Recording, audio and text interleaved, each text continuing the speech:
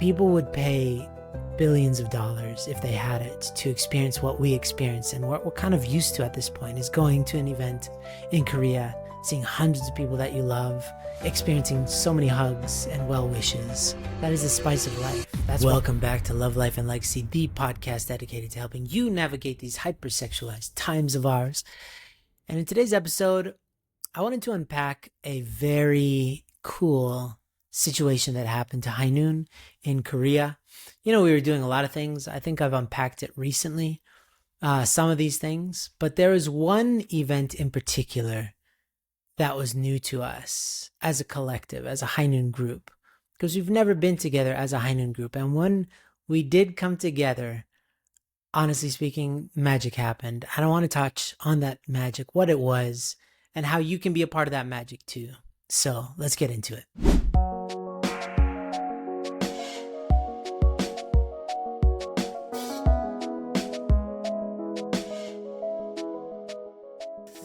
So today, I'm just going to do this episode here. I'm recently in the land of Mongolia.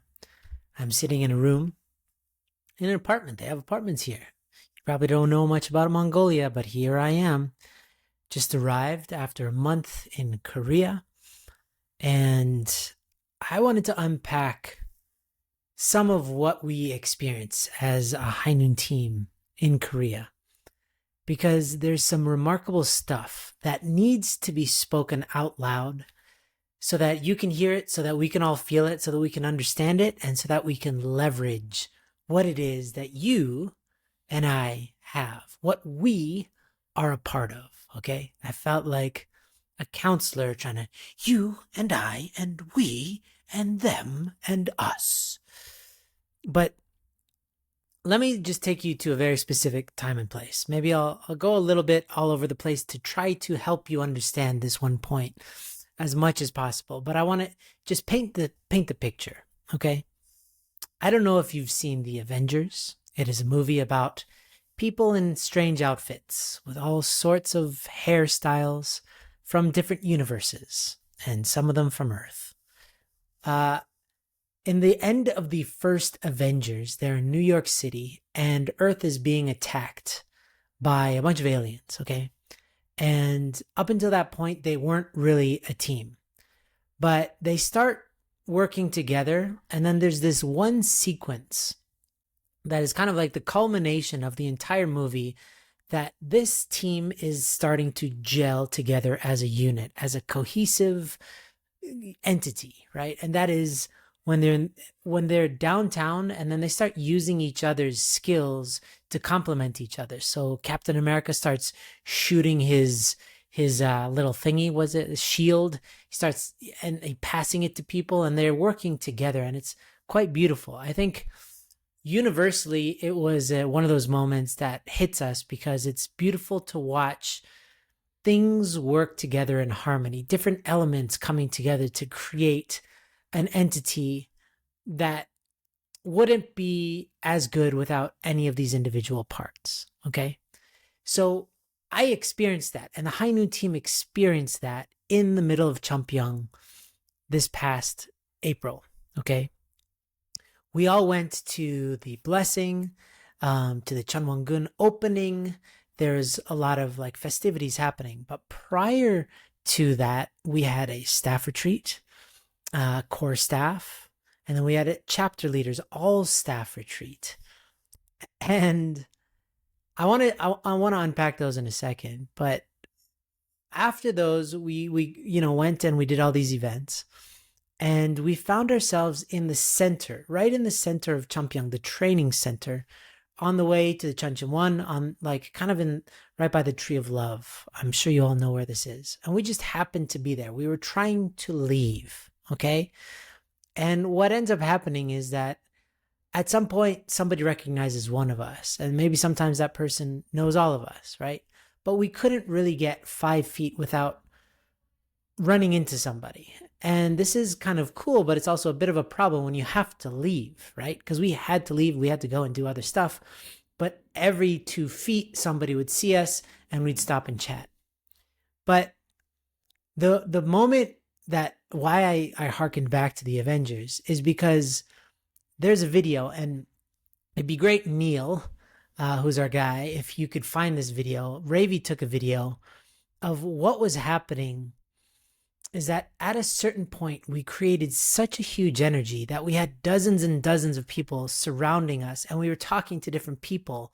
So I was connecting to my spiritual mother, and then she was meeting Sammy's dad was there, and then some other person came. And so I was kind of dealing with my little section. And then I turned around, and then Benji's talking to like 4 different people, Sammy, and then Andronic, his whole kind of his parents and his sister came, and then his wife was there, and then other Europeans came. We met Russians, we met, Africans, we met Americans, we met South Americans. We had many different languages because we had, our Latin American team speaking Spanish and Portuguese. And it turned in to this situation where all of us felt the magic that we were a part of something so much bigger and more profound than we allow ourselves to realize from day to day. A lot of times, honestly speaking, we think I'm a part of a religion or a faith or whatever. But when we are at our very best, I'm talking about family federationalists or unificationists or Holy Spirit, heavenly communityists or Holy Mother Hanists or whatever, right? When we are at our very best, all we are is a family. The religion gives us rules, and that is super helpful because families need a culture, and culture is comprised off of, a way to interact. And religion gives us kind of a container of like, yeah, we don't do heroin together. Why? It's part of our faith, right? So, but it's not the end. It's a means to the end, which is a healthy global family. That is what we're striving for. That is the culture that we all want deeply. And that's what we felt in that moment, is that we were the Avengers of love, community, and family. And it was a remarkable, unbelievable experience. And so I wanted to put my finger on that a little bit and explain, because we are, if you're a part of our movement, if you're just some random person listening to this podcast, maybe you have no idea half the things that I'm talking about, and that's fine. Maybe listen to another podcast first and catch up, right? But for anybody who knows what I'm talking about, please understand that we are the beneficiaries of something that is wholly unique. And I mean holy with a W-H, but also just with an H. Holy. Yeah, whatever. And we benefited from being a part of, be either born into or joining a family that has common parents in our true parents, and that has a common reason for connecting, which is more than fashion, sports. We're not just pickleball players hanging out, right? We're not just goth kids griping about the world. We have a much larger reason, and that is to share and practice the act of love, shimjung, right? Hyojung culture is letting shimjung come through us through the act of hyojung, right? And this is remarkable. But here's why I bring this up, because this honestly has nothing to do with high noon until I give you this. Why I felt like this was so special and noteworthy, and why I wanted to talk to you about it, was because being a part of a community is not enough. If you are a disengaged member of a community, eventually you start to feel guilty. You start to feel unworthy of being a part of this community, or you start to resent that community and you feel separate, so you judge it. You either feel judged by it or you judge it, right? Because you're this kind of floating entity that's not really engrafted into the whole. But when you are fully engaged and immersed, it comes with some difficulties, obviously. We have a global movement with people who have many different opinions and sometimes do stuff that is just reprehensible, right? Sometimes we hurt each other. Sometimes people say stuff to us that's just really hurtful. But that's being a part of any entity, a business, just a physical family, right? You're eventually going to step on each other's toes. That's the human experience. So it does have some complications. But when you do fully participate, Oh, yes, Benji here, guys. If you've benefited from this episode and you love the podcast, then please consider becoming a donor for High Noon. It is a special privilege to be a donor. If you want to donate just $10 a month or $20 a month or $100 a month, if you want some way to contribute to something really, really impactful, and you have some cash to do that, then please let High Noon be that for you. We welcome you. We are still a nonprofit, and we use all the funds to help support our programs, to change the lives of lots of people and travel the world and do epic stuff like that. So please go to highnoon.org/donate and please help us out. All right, see ya. In a group of people, in a family, in a global family, and you give your whole heart to it, on some occasions you get that love back tenfold, 100-fold, a billion, infinite fold. And in that moment, we felt that High Noon has gone around. We don't ask for anything. Honestly, we're funded by our founders, Uncle David and Mitsue Wolfenberger. They fund the vast majority of this, not asking for anything. All of us, Sammy, Benji, myself, we've been around for almost a decade. We don't get any glory. In fact, we get more, I would say we get more accusation than glory sometimes, because people question our motives or whatever, just misunderstandings. So we don't, a lot of times, we question our own, like, is this worth it? Right? Are we making an impact? But in that moment, High Noon was being surrounded by such a tremendous, overwhelming recognition of this love that we've been trying to invest blood, sweat, and tears into our movement, and our movement gave it back to us tenfold. And so I'm telling you this because I noticed this, and we all noticed it. We all talked about it afterwards. It was a beautiful phenomenon, and we didn't create this family.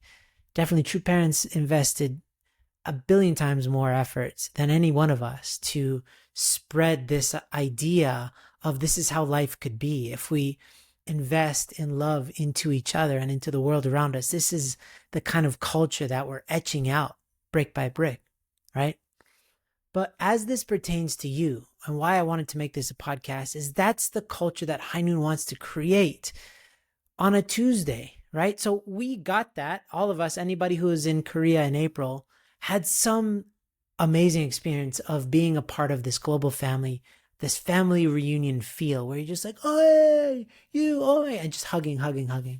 It's so cool. But a lot of people actually get depressed when they come home after something like that, because then you go home and you realize, actually, I'm kind of all alone most of the time, or I don't get that feeling the vast majority of the days on Earth.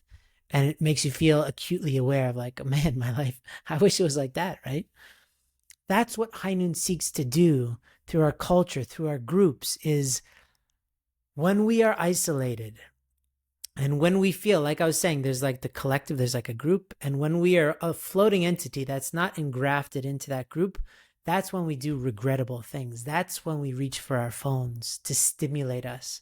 That's when we start to drift off into escapism, habits of escapism. That's when people get to alcohol, drugs, porn, whatever. That's the allure, because their spirit wants something and their brain can't figure out how to get it. So they just sacrifice true connection, what the spirit craves for something more immediate.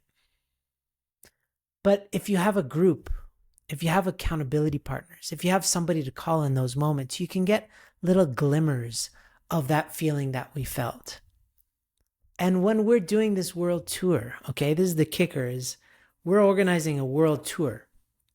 Please check it out. Go to our website, see the stops. It's going to be in the Philippines, then it's going to be in Japan, then it's going to be in America, then it's going to be in Europe, and then it's going to be in Latin America, in South and kind of upper South, almost Central America.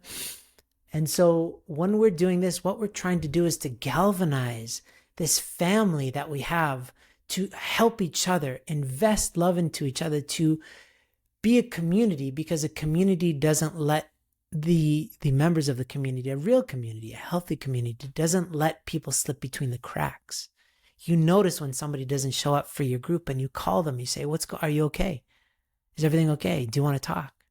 That's the community that we're striving to build. And so I'm making this episode as a call to action, because The experience that we felt in Korea, we are the beneficiaries of. We did not create that. Of course, we all invested, right? And we reap what we sow, but we can't rely on those things to continually feed us.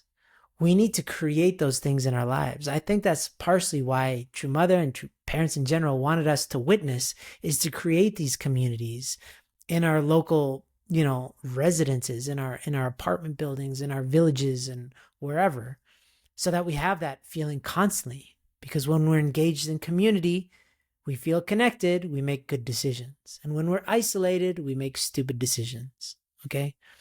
So, two things. One is, come to the world tour. If there's a stop near you, come. If it's in your country, come. We have travel scholarships, which you can apply for. Reach out and ask us, right? We're going to try to organize vans to come from different communities. Just come. And not because the event's going to save your life, but being a part of a community will. And of course, you have your family, your physical family. Of course, if you're lucky enough to have a church community that's engaged, then you have that. But again, Tuesday morning exists.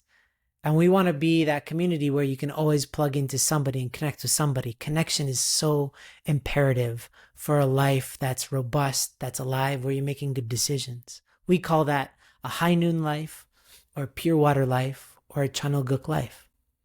Chanulguk is not a place. It is and it isn't. It's, even if we had Chanulguk, the place, but we're not connected, guess what's going to happen to that place? It's going to go away.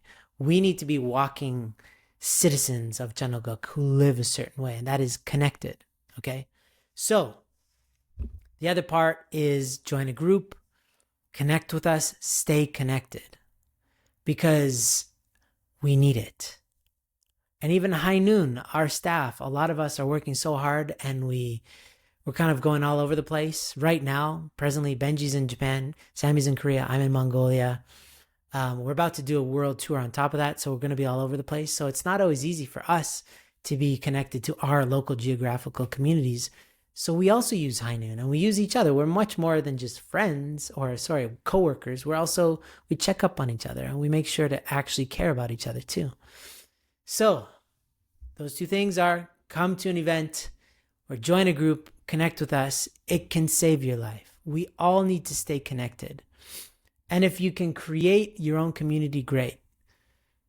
If you have the bandwidth, please become a facilitator. We need always volunteers. But this feeling that we felt in Korea was, I would say, that is heaven. That is heaven on earth, is to look around and see people that you love everywhere, and they love you, and you want to invest in a relationship. That's what we want. Monday, Tuesday, Wednesday, Thursday, Friday. I can't say the days of the week. Don't test me. I'm still going through school, okay? So I hope this made sense. I just wanted to recap this instant. I will try to get that video and put it in the footnotes or something, attach it to this episode. I think it's really, Ravi went around because he was like, I can't believe this is happening. It might not look that different from what you would see in any Champyeong, right? Like people just meet in hives because they're just so excited to meet each other. But this is not common in our world. It is not. That's why we're here, right? Is to experience love in community. So I want, and everybody in High Noon is dedicated towards creating that community, but we need your participation. That's how I guess I'll end it, is I could really feel that because of our investment into other people, that's why that love came back. And so I know a lot of you out there don't really have a role in your community or in your home even. You might just feel a little bit aimless. And that's exactly the time to invest into other people. And we can give you that forum in our groups to invest into each other as a participant or as a facilitator or as a mentor or whatever. It doesn't mean that you have to take leadership. It just means to invest in other people liberates you. And we're creating that container within our online groups. So yeah, I'm going to end it there. I hope this made sense. We are a part of a worldwide family that is unprecedented in its potential, but it only has power when we actively engage in relationships with each other, healthy relationships with each other. That's practicing the high noon virtues in community equals Chanulguk culture, pure water culture, high noon culture. All right. Thank you so much for listening. I will see you when I see you. Hey, did you know that our team wants to do more events? Well, if you want to bring the High Noon message to your community or group, then let us know and we'll try to work something out. There's a simple application that you can fill out right now at highnoon.org/invite. And one of our team members will get back to you to see what's possible. That's highnoon.org/invite. All right, see you in the next episode.